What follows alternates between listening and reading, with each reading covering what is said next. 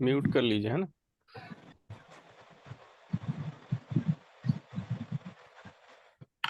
मंडल जी mute कर लीजिए। मंडल जी mute कर लीजिए।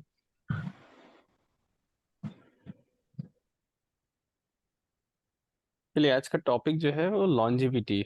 ठीक है। लॉन्जेविटी मतलब स्पैन ऑफ लाइफ देखने का तरीका। ठीक है। एस्ट्रोलॉजर के लिए आवश्यक है कि वो कोई भी इवेंट ऐसे देख रहा है जो एक लंबे भविष्य में होने की संभावनाएं हैं। ठीक है, जैसे मैरिज है, चाइल्ड बर्थ है, एटसेट्रा है। तो वो कुंडली में लॉन्जेविटी को भी चेक कर ले। ठीक है।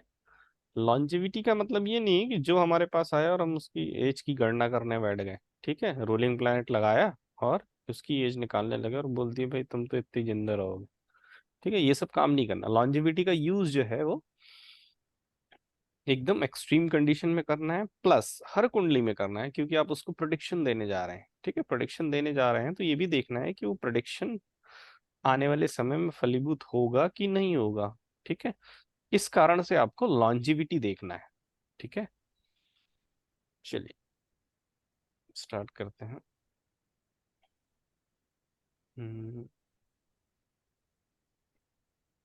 स्क्रीन दिख रही है मेरी? स्क्रीन दिख रही है? नहीं सर, अभी तो नहीं दिख रहा। नहीं सर, अभी तक आया नहीं। आया नहीं अभी तक। आ रहा है, आ रहा है। आ गया। देखिए स्क्रीन आ गई। जी सर, आ गया। चलिए, तो लॉन्जिविटी स्टार्ट करते हैं।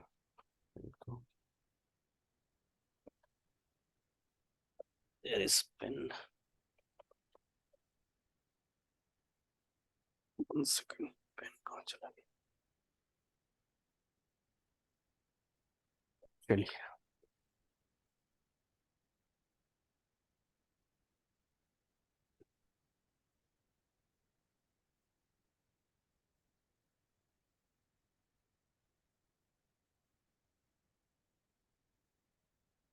ये हाउसेस है ना। ठीक है, ये तो मालूम है ना आपका, हाउसेस है। चलिए, आयु का घर कौन सा होता है, मनीषा जी बताइए। आयु, sir 8th house. 8th house. ठीक है, आयु का हाउस कौन सा होता है? 8th house. तो इसका नेगेटिंग हाउस कौन सा होगा? 7। 7। 7। मैंने बताया ना, हमेशा जो नेगेटिंग हाउस होता है उसका 12वां होता है। उसका 12वां मतलब जस्ट पहले वाला घर। यदि ये 8 नंबर का घर है तो इसके जस्ट पहले वाला घर कौन सा है? 7वां घर। ठीक है, इसको 1 2 3 4 5 6 7 10 11, सॉरी, 1 2 3 4 5 6 7 8 9 10 11 12। हर घर से 12वां घर उसका नेगेटिंग हाउस होता है। ठीक है, तो यदि ये आयु है, एज है, तो उसका नेगेटिंग हाउस कौन सा है? 7वां। 7।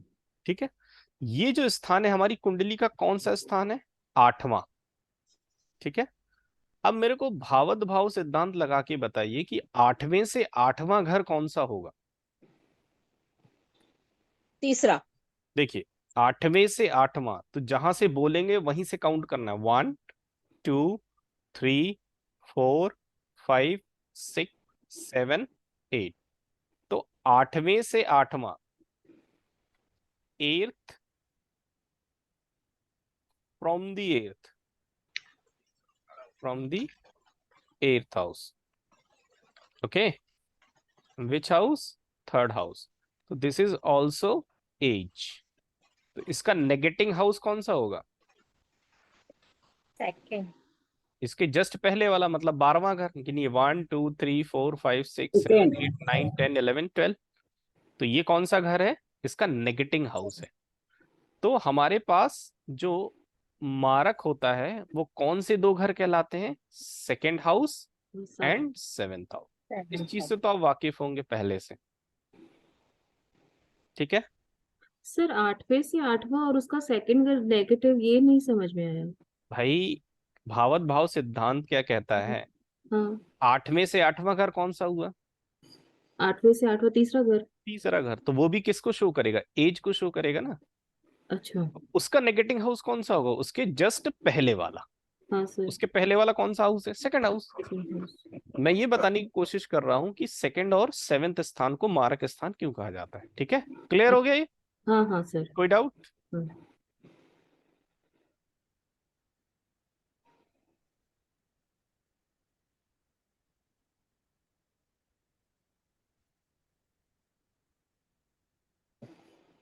नेक्स्ट है बाधक। मारक समझ में आ गया आप लोगों को, हाँ सर। मारक एंड द मारका। मारक इज 2 and 7। अब हमें पढ़ना है बाधक, बाधक। ठीक है, मारका एंड द बाधका, इंग्लिश में भी उसको कहते हैं मारका एंड बाधका, मारक एंड बाधक। तो देखिए बाधक जो होते हैं वो 3 होते हैं। क्या होता है, 11, 9 and sir 7। These 3 they are houses। Okay, तो कौन कौन सा नंबर जो होता है वो बाधक का होता है, या कौन कौन सा हाउस बाधक कहलाता है, 11th house, 9th house, 7th house. 11th house एकमात्र यही जगह है जहां पर बुरा है, बाकी हर जगह क्या है, 11th हाउस फुलफिल का। गेन है ना, गेन। और डिजायर फुलफिलमेंट है, डिजायर फुल। फुलफिलमेंट है। बस कहां पर वो दिक्कत करता है, जहां पर वो जिस जातक के लिए क्या बन जाए, मारक बन जाए, सॉरी बाधक। तो मारक और बाधक समझ में आया। मारक फिक्स है, बाधक डिसाइड करना पड़ेगा आपको अकॉर्डिंग टू नेटल। ये फिक्स है, ये फिक्स है सभी के लिए। मारक कौन से हाउस है, सेकंड हाउस है और 7th हाउस है। बाधक हाउस फिक्स नहीं होता है। बाधक हाउस हमें पता करना होता है कि सामने वाले व्यक्ति के लिए बाधका कौन सा है, ये है या ये है। 3 ऑप्शन रहेंगे आपके पास। ठीक है, उस क्लाइंट के लिए मारका हाउस फिक्स हो गया, बाधका हाउस कौन सा है, 11th है, 9th है या 7th है। तो इसको पता करना पड़ता है। तो उसका पता करने का तरीका क्या है, देखिए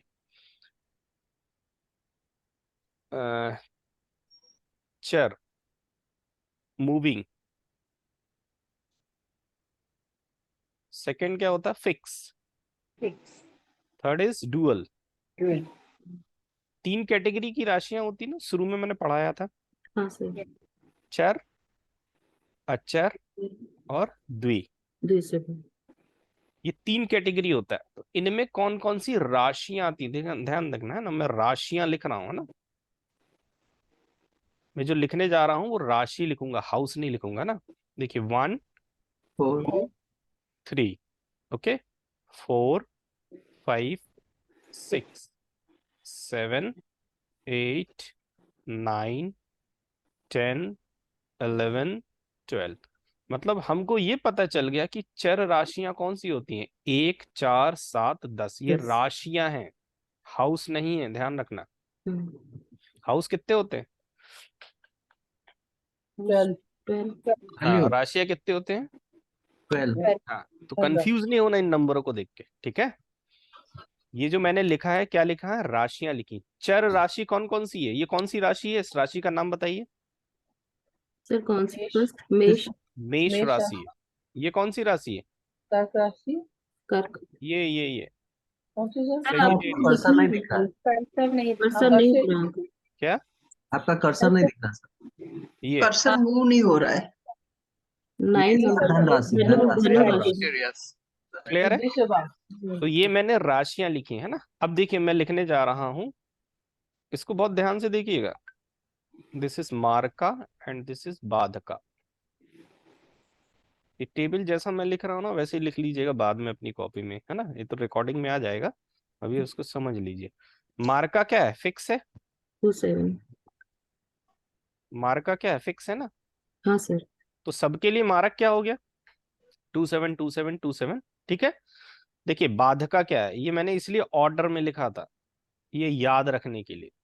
ठीक है, ऑर्डर इज सबसे पहले बड़ा नंबर, फिर उससे छोटा नंबर, और फिर सबसे छोटा नंबर। ये हाउस है, मार्का एंड बाधका क्या है, हाउस है। और ये जो लिखी है राशियां लिखी है। ठीक है, किसी को कोई डाउट तो पूछ ले। अब मैं सर पूछूंगा कि मेष राशि के लिए मारका एंड बाधका कौन से हाउस हैं, तो आंसर होगा 2, 7, 11। 11। मैं 11. पूछूंगा सिंह राशि के लिए मारका एंड बाधका कौन है, तो आप कहेंगे 2, 7, 9। 9। मैं कहूंगा धनु राशि के लिए मारका एंड बाधका कौन है, तो आप कहेंगे 2, 7, 7। 7। ये कहानी क्लियर है? यहां तक किसी को डाउट पूछ लीजिए। ये टेबल समझ में आ गई मारका एंड बाधका की? जी सर. चलिए। Sir repeat. सर एक क्वेश्चन है मेरा। हाँ हाँ पूछिए। सर ये बाधका है वो हमारी राशि से फाइंड आउट करना है या वो अलग अलग? अभी आगे बताऊंगा। ठीक है, आगे बताऊंगा। सर देखिए थोड़ा और एक सब, बार रिपीट कीजिए। हाँ, सबसे पहले हर क्लाइंट के लिए, हर जातक के लिए मारक फिक्स है।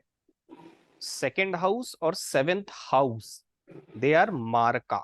ठीक है, बाधका 3 होते हैं। 11th हाउस बाधक होता है, 9th हाउस बाधक होता है और 7th हाउस बाधक माना गया है। ठीक है, अब हमको देखना है कि 2 और 7 मारक तो फिक्स है सभी के लिए, हर के लिए, लेकिन बाधका क्या है आपको डिसाइड करना पड़ेगा कि बाधका किस क्लाइंट के लिए 11 नंबर है, किस क्लाइंट के लिए 9 नंबर है, किस क्लाइंट के लिए 7 नंबर है। ठीक है, तो हमने यहाँ पर राशियां लिखी हैं कि चर राशियां, फिक्स राशियां और डुअल राशियां। तो मेष राशि ये कौन सी है? कैंसर। ये कौन सी है? तुला, लिब्रा। और ये कौन सी है? 10 नंबर कौन सी होती है? 10 हाँ? नंबर मकर। नंबर मकर। मकर राशि। तो इन राशियों के लिए मारक तो फिक्स है, बट बाधक कौन सा नंबर होगा? 11th house number. 11. ठीक है, उसी प्रकार से हमने देखा कि अचर राशियों के लिए बाधका कौन से नंबर का हाउस होता है? 9th। 9। ठीक है, और डुअल राशियां जो होती हैं 3, 6, 9, 12, उनके लिए बाधका कौन सा होता है? 7th house. 7। मतलब इनके लिए मारका और बाधका कौन सा हाउस है? कॉमन हाउस है, 7th हाउस। ठीक है, मतलब इनके लिए 7th हाउस मारक भी है और बाधक भी है। क्लियर हो गया? ये तो मैंने टेबल बता दी। अब हम डिसाइड कैसे करेंगे कि बाधक कौन सा है? मारक तो हमें मालूम है फिक्स है भाई। ठीक है, मारक तो हमने देख लिया फिक्स है। अब देखिए, मैं ये बताना चाह रहा था कि मारक और एक होता है बाधक।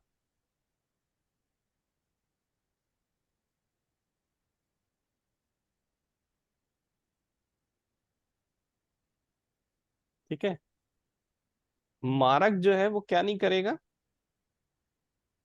मारेगा नहीं। मारेगा नहीं, ध्यान रखना। शब्दों से शब्दों को मिलाकर इसलिए बता रहा हूं ताकि आपको याद रहे। मारक मारेगा नहीं, पीड़ा देगा। क्या देगा? पीड़ा।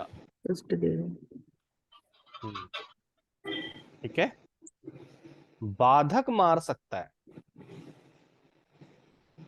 ध्यान रखना, शब्दों से ऐसा लगता है कि बाधका बाधक या प्रॉब्लम क्रिएट करेगा और मारका मार देगा, लेकिन जस्ट अपोजिट है। ध्यान रखें, मारक क्या करता है? मारेगा नहीं, वो आपको पीड़ा देगा। ठीक है, बाधक क्या करेगा? वो मारेगा आपको मतलब वो आयु के ऊपर भारी है, मतलब व्यक्ति मर सकता है। ठीक है, तो इन दो शब्दों का मतलब समझ में आ गया आपको? देखिए एकदम क्रम से बता रहा हूं, है ना, इसलिए बता रहा हूं ताकि ऐसा दिमाग में सेट हो कि फिर दोबारा आपको जरूरत ही ना पड़े समझने की। चलिए, अब तीसरा पॉइंट आता है कि भाई मारक तो हमें पता है 2 और 7 है, बाधक कैसे डिसाइड करें? ठीक है, बाधक कैसे डिसाइड करेंगे भाई बताइए? सर उनकी राशि से। हाँ, देखिए, बाधक डिसाइड करने का तरीका बता रहा हूं। फर्स्ट हाउस का कस्पल सबलॉट, इसके प्लैनेट को देखना है। ठीक है, सबसे पहला काम करेंगे फर्स्ट हाउस के कस्पल सबलॉट का प्लैनेट चेक करेंगे। इसके बाद इस प्लैनेट को देखेंगे कि यह प्लैनेट किस राशि में बैठा है।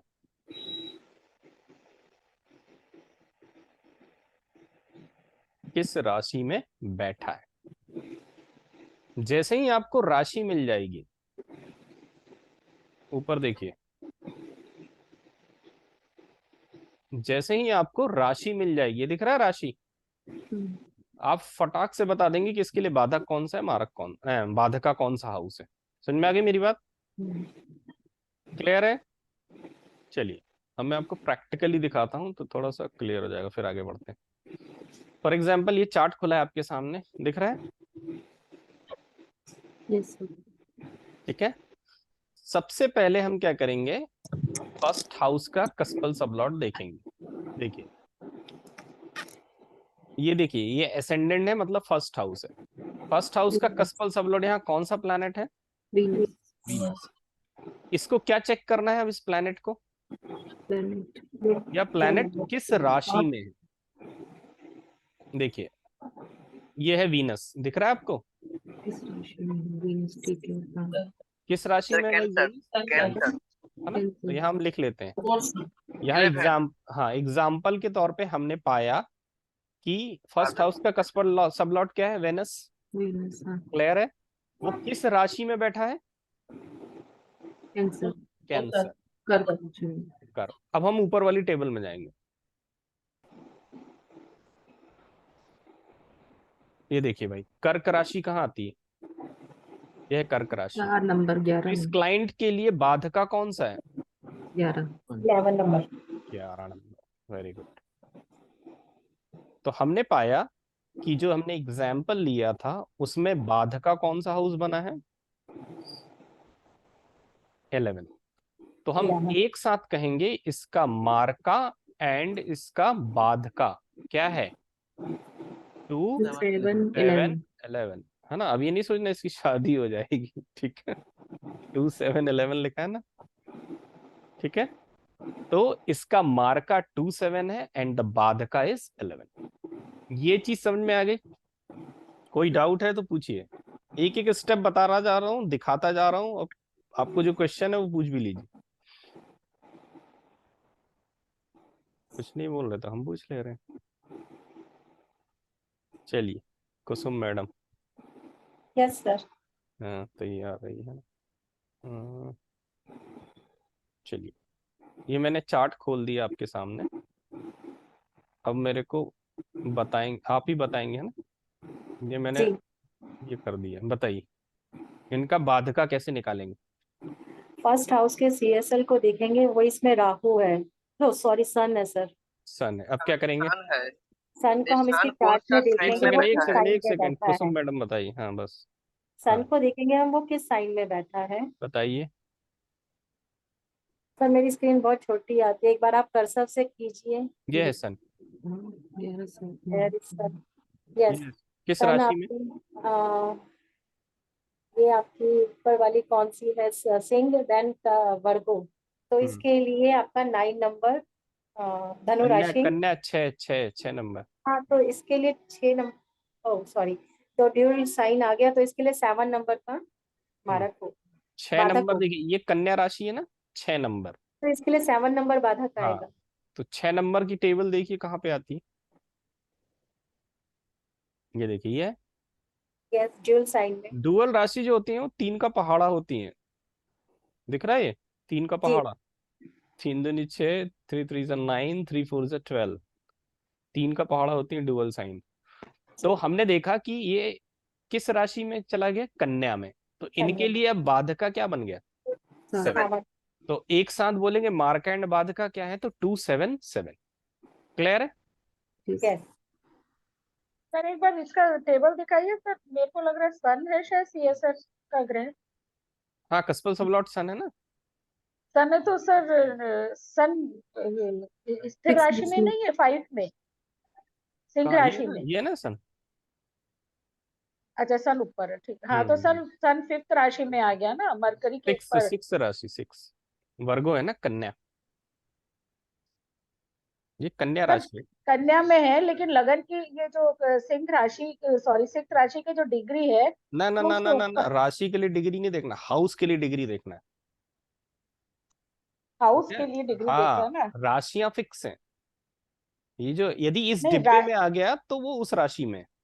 अच्छा हाँ, उसमें ये आपको आप डिग्री इसमें तब देखना आगे है, भी। हाँ, जब हाँ आपको हाउस चेक करना, ठीक है। ओके, राशि ठीक है। के लिए कभी भी डिग्री नहीं देखना है, ठीक है, पर क्योंकि नॉर्थ इंडियन चार्ट में ये सिंह राशि में आ रहा। कहाँ पे नॉर्थ इंडियन चार्ट में। कहाँ है? अच्छा, हाँ, ये हो सकता है कस्पल चार्ट हो, कस्पल चार्ट होगा इसीलिए आ रहा होगा। कस्पल चार्ट में मूव कर जाते हैं ना भाव प्लान। भाव चलित तो कस्पल चार्ट ही होता है सर, हाँ भाव हाँ, चलित। वही भाव चलित, भाव हम्म, चलित में मूव कर जाते हैं। हम्म। राशियां तो सर इसे राशि चार्ट से ही देखी जाती है ना? हाँ जी, ठीक है सर। राशियां तो सिर्फ राशि चार्ट से ही देखी हाँ, जाएंगी। राशियां केवल राशि चार्ट से देखें, जब उनके सिग्निफिकेशन देखना है कि किस हाउस को सिग्निफाई कर रहा है, तभी आपको हाँ, कस्पल चार्ट देखना होगा, क्योंकि कस्पल चार्ट में हाउसेस वेरी वेरी कर जाते हैं।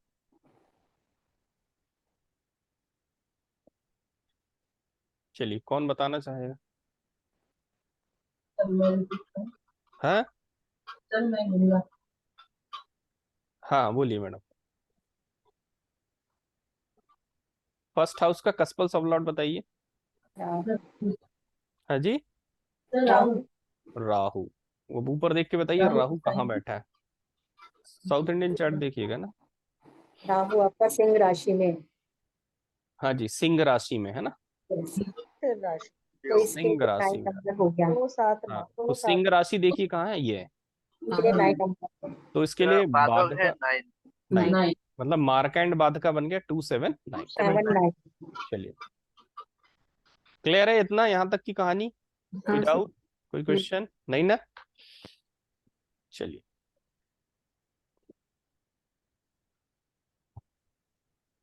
मार्का एंड बाधका क्लियर हो गया, ठीक है। चलिए, अब लिखते हैं कंडीशंस।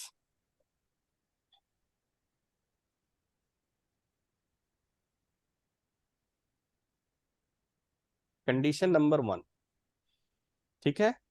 फर्स्ट हाउस का कस्पल सबलॉर्ड आपने देख लिया, अब क्या देखेंगे?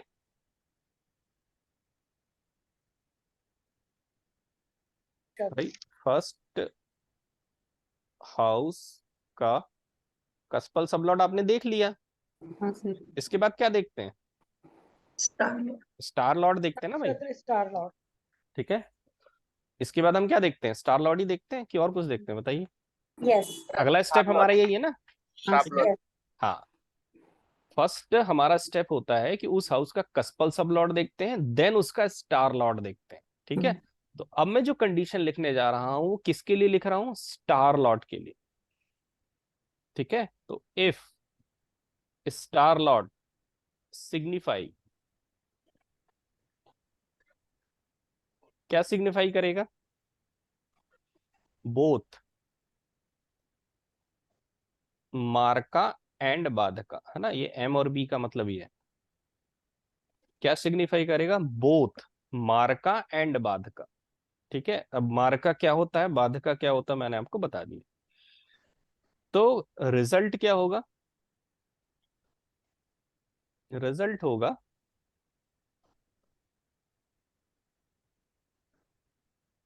लेस देन 33 ईयर एज, है ना। एक चीज याद रखिएगा, +- 3 ईयर चलता है, ठीक है, जो भी हम लिख रहे हैं। तो age will be less than 33 year, okay. Second condition, if star lord signifies what मार्का और मतलब या, ठीक है, बाधका, then what is the answer? कोई भी एक। है, हाँ, up to 66 year. 66 plus minus 3। हाँ, +- सब 3 रहेगा। The third condition, if star lord signifies क्या? नो मार्क नो पद।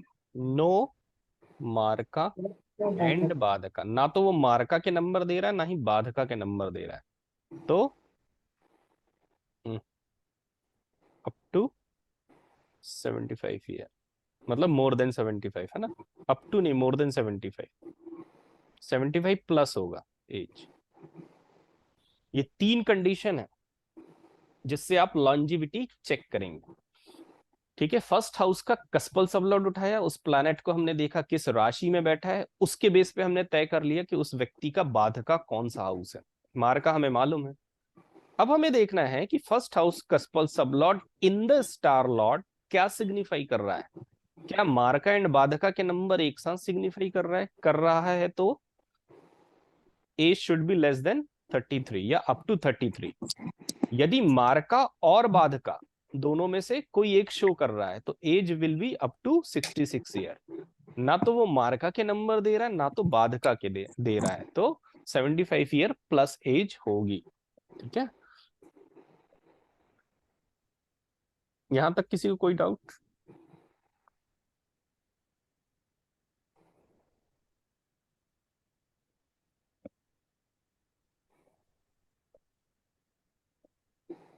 स्टार लॉर्ड सिग्निफिकेटर बोथ मार्का एंड बाधका हाँ, +-3।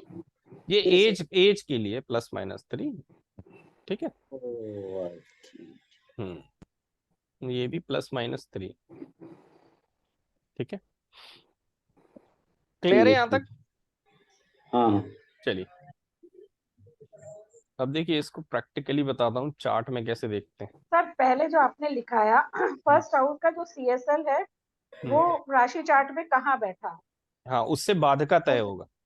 उसका बाद का। लेकिन आपने सेकंड जो अभी कंडीशन नंबर 1 लिखा है उसमें first house CSL in the star Lord signify.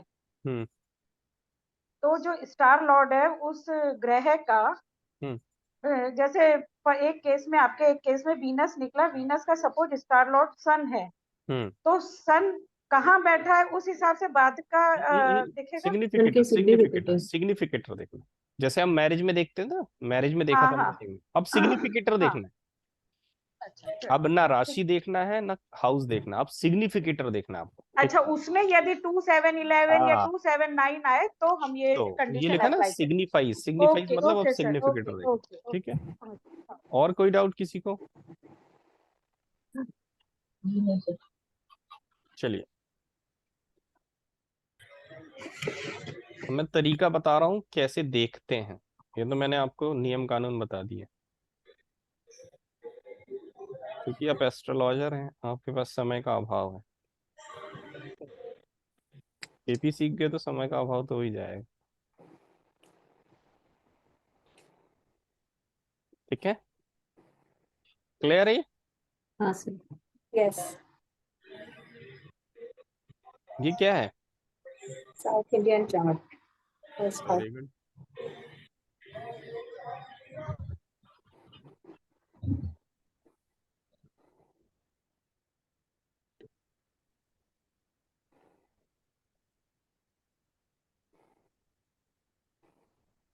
ये जो मैं नंबर लिख रहा हूँ वो क्या है, कोई बताना चाहेगा?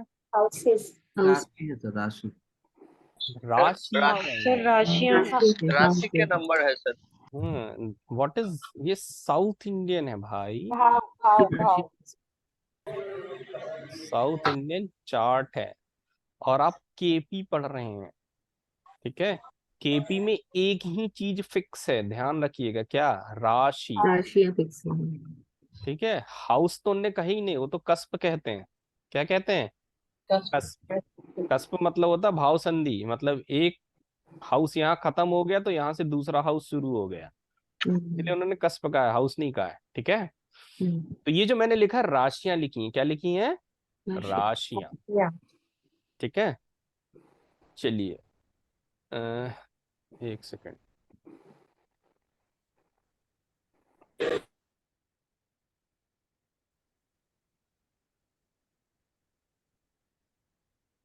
अनीता मैडम,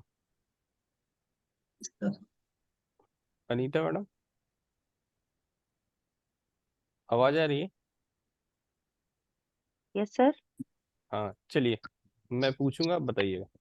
वो जी जो आपने लिखा है ना चर अचर द्विस्वभाव राशियां, जी। उसमें बताइए एक नंबर की राशि कौन सी है? मेष। ना जी, वो जो आपने टेबल लिखा है ना चर अचर और फिक्स वाला टेबल, लिखा है जी आपने कि नहीं लिखा? कॉपी जी में जी लिखा है? जी। उसके लिए बाधका कौन सा है एक नंबर की राशि के लिए? बाधिका 11 नंबर वेरी गुड। हाउस। हाँ, 11 नंबर का हाउस। 2 नंबर की राशि के लिए आपने क्या लिखा है बाधका? 9। देख के बता रहे हैं ना? जी जी। हाँ, 3 नंबर की राशि के लिए बताइए बाधका क्या है? 7। ठीक है, ये चीज आप लोगों को समझ में आई? यही क्रम चलता है, 11 9 7। समझ में आ रहा है?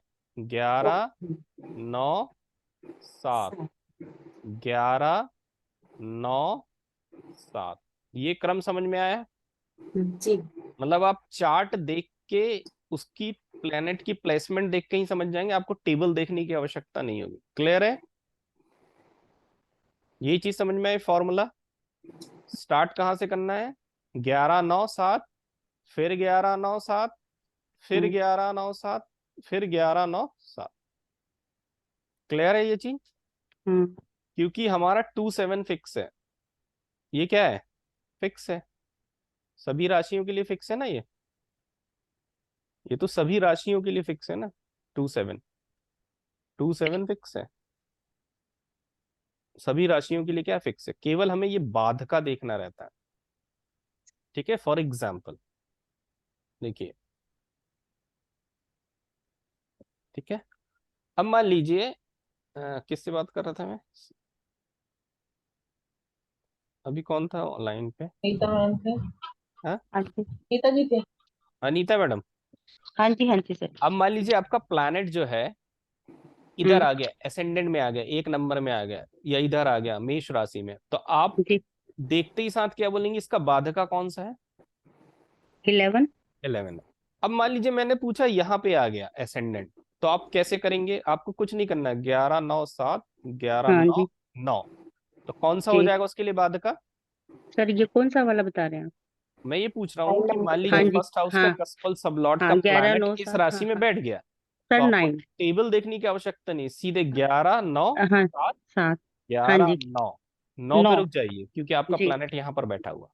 जी तो जी जी। आपको बाधका डिसाइड करने में आसानी होगी। ये ट्रिक समझ में आ गई? हाँ जी हाँ जी। ठीक है, कोई डाउट किसी को? नो। नहीं सर। ठीक है, तो मार्का एंड बाधका फाइंड आउट करने का भी तरीका आपको समझ में आ गया। प्लैनेट सॉरी चार्ट में आप देख के फटाक से कैसे समझ जाएंगे। ठीक है, कोई क्वेश्चन किसी का? चलिए, अब मैं फाइनली देख रहा हूँ, है ना, चार्ट। रिपीट कीजिए। देखिए, मैं ये बता रहा था कि किसी भी प्लैनेट के लिए जब हम सब उसकी राशि देखते हैं, राशि के आधार पर हम उसका बाधका डिसाइड करते हैं, है ना। तो हाँ। हमको मान लीजिए हमारा प्लैनेट सन आया, ठीक है, सन जो है फर्स्ट राशि में बैठा है, तो हम समझ जाएंगे कि उसका बाधका क्या है? 11 नंबर का हाउस है, और 2 7 तो फिक्स है मार का। तो मैंने एक तरीका बताया कि आपको टेबल देखने की आवश्यकता ना पड़े, सीधे आपको ध्यान रखना 11 के बाद 9, 9 के बाद 7, फिर 11, फिर 9, फिर 7, फिर 11, फिर 9, फिर 7। मान लीजिए आपका वृश्चिक राशि में प्लैनेट मिला फर्स्ट हाउस का, तो आपको काउंट करने की आवश्यकता है, तो यहां से करिए 11 9 7, 11 9 7, 11 और 9, वहां के रुक जाइए, 9 पे रुक गए। मतलब आपने जो प्लैनेट किस राशि में देखा था? वृश्चिक राशि में देखा था, उसके लिए बाधका हाउस कौन सा है? 9th house. नहीं। ठीक है, तो ये एक तरीका मैंने आपको सिखाया है कि आप चार्ट से डायरेक्ट कैसे देखेंगे। समझ में आ गया? चलिए, जैसे एग्जाम्पल चार्ट मैंने ये खोल रखा है। अब इस क्लाइंट का हमको मार्का एंड बाधका बताना है, तो आप कैसे बताएंगे? देखिए, पहले मैं आपको बताता हूं। सबसे पहले मैं देखूंगा फर्स्ट हाउस का कस्पल सबलॉट राहु बना हुआ है। मैं फिर चार्ट पे जाऊंगा, मैं चार्ट पे देखूंगा, म्यूट करिए, चार्ट पे देखूंगा कि राहु यहाँ बैठा है। ठीक है, अब मैं कुछ नहीं करूंगा, यहां से गिनती करूंगा 11 9 7, 11 और 9, मैं यहां रुक जाऊंगा। इस क्लाइंट के लिए बाधका जो है वो 9 नंबर है। 9 नंबर तो है। 2 7 9 is marka and badhaka for this client. Understand? हाँ ठीक है, ठीक एक है। और चार्ट दिखाता हूं मैं ना।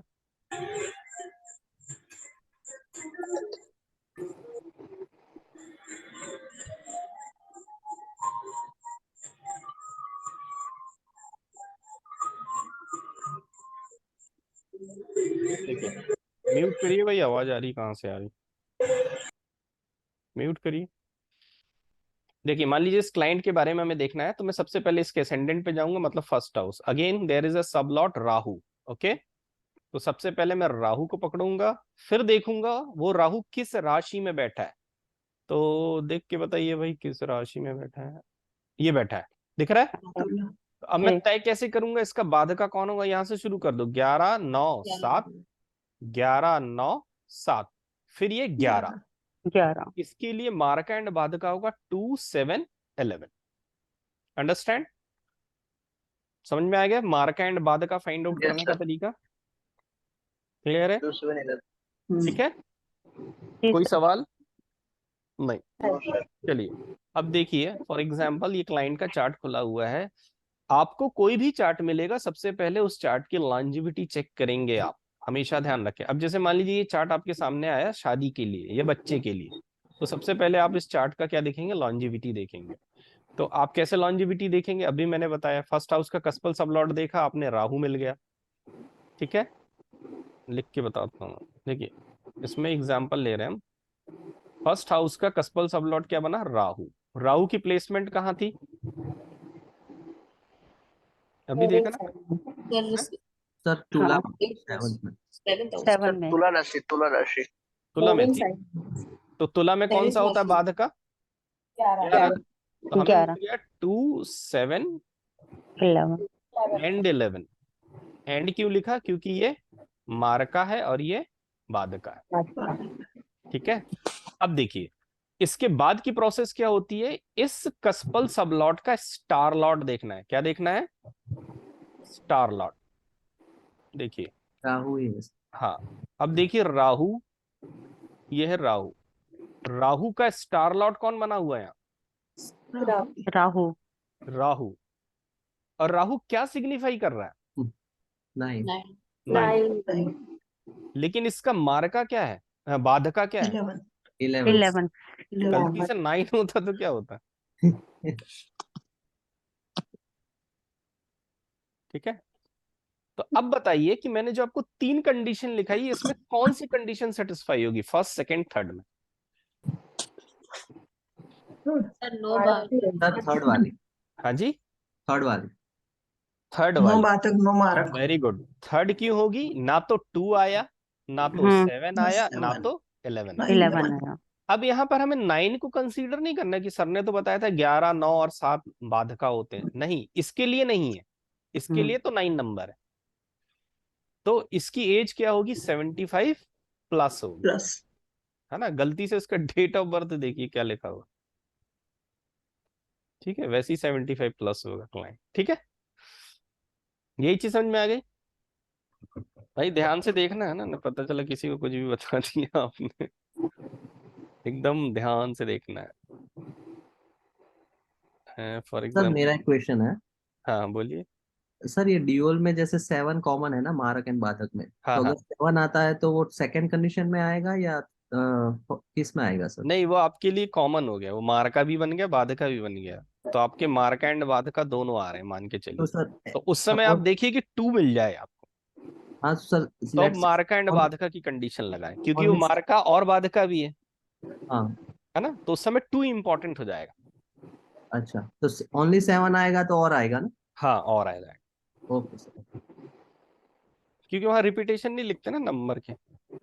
अभी आ रहे हैं चलिए, फर्स्ट हाउस का कस्पल अरे यार फिर राहु क्या बात है, अगेन राहु, है ना।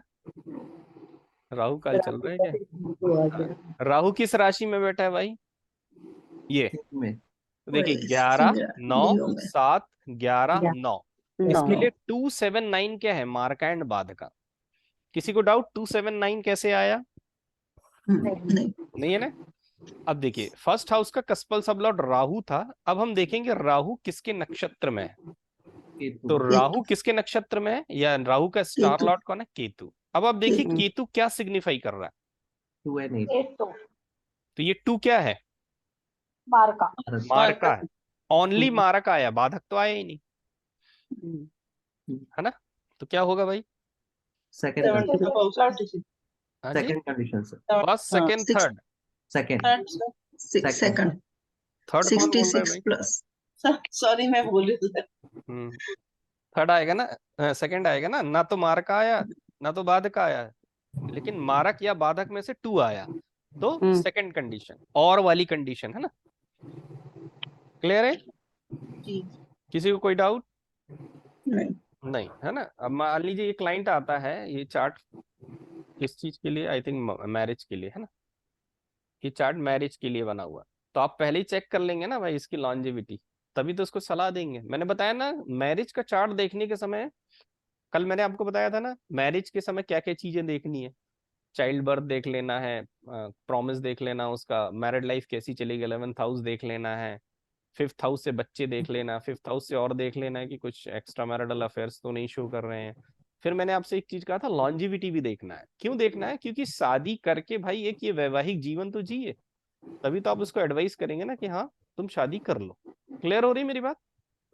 ये लॉन्जिविटी इसलिए बहुत इंपॉर्टेंट।